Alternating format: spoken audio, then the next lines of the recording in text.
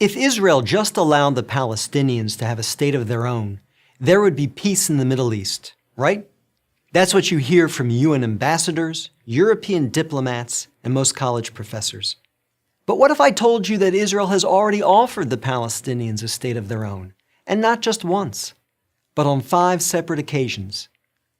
Don't believe me? Let's review the record.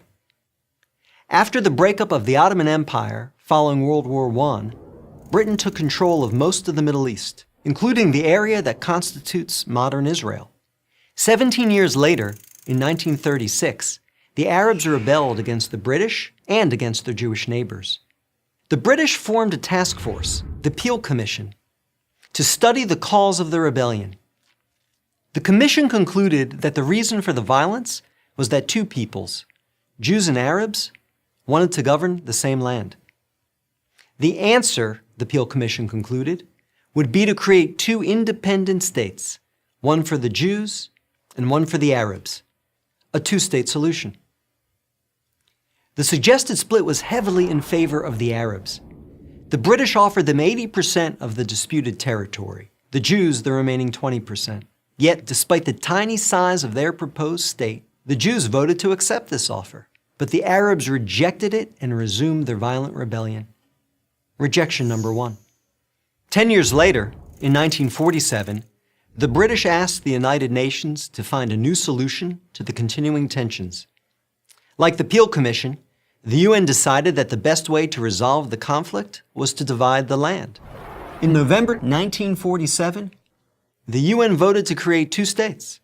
Again, the Jews accepted the offer, and again, the Arabs rejected it. Only this time, they did so by launching an all-out war. Rejection number 2. Jordan, Egypt, Iraq, Lebanon, and Syria joined the conflict. But they failed. Israel won the war and got on with the business of building a new nation.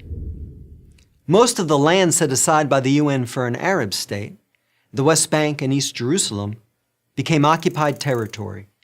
Occupied not by Israel, but by Jordan. 20 years later, in 1967, the Arabs, led this time by Egypt and joined by Syria and Jordan, once again sought to destroy the Jewish state. The 1967 conflict, known as the 6-Day War, ended in a stunning victory for Israel. Jerusalem and the West Bank, as well as the area known as the Gaza Strip, fell into Israel's hands. The government split over what to do with this new territory. Half wanted to return the West Bank to Jordan and Gaza to Egypt in exchange for peace. The other half wanted to give it to the region's Arabs, who had begun referring to themselves as the Palestinians, in the hope that they would ultimately build their own state there. Neither initiative got very far. A few months later, the Arab League met in Sudan and issued its infamous 3 no's. No peace with Israel, no recognition of Israel, no negotiations with Israel. Again, a 2-state solution was dismissed by the Arabs, making this rejection number 3. In 2000, Israeli Prime Minister Ehud Barak met at Camp David with Palestinian Liberation Organization Chairman Yasser Arafat to conclude a new 2-state plan. Barak offered Arafat a Palestinian state in all of Gaza and 94% of the West Bank, with East Jerusalem as its capital. But the Palestinian leader rejected the offer. In the words of U.S. President Bill Clinton, Arafat was here 14 days and said no to everything. Instead, the Palestinians launched a bloody wave of suicide bombings that killed over 1,000 Israelis and maimed thousands more, on buses, in wedding halls, and in pizza parlors. Rejection number 4.